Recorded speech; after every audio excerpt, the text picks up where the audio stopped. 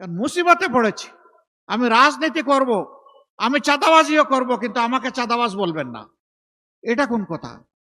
তাইলে আপনি চাঁদাবাজি ছেড়ে দেন, আপনাকে কেউ চাঁদাবাজ বলবে না।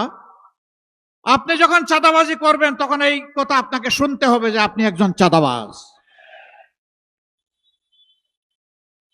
চাঁদাবাজির সাথে রাজনৈতিক সম্পর্ক কি? এটি তো দুর্বৃত্তপনা। রাজনীতি হচ্ছে নীতির রাজা, যা মানুষকে সম্মান দিবে, নিরাপত্তা দেবে, যা মানুষের হাতে কাজ তুলে দেবে।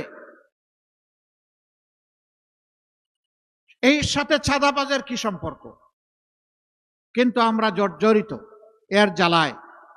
প্রিয় জনগণ, প্রিয় ব্যবসায়ী বন্ধুগণ, কথা দিচ্ছি, শুধু আইন শৃঙ্খলা বাহিনীর সদস্যদেরকে পাঠাবো না, এই চাঁদাবাজি বন্ধ করার জন্য আমরাও মাঠে নামবো ইনশাআল্লাহ।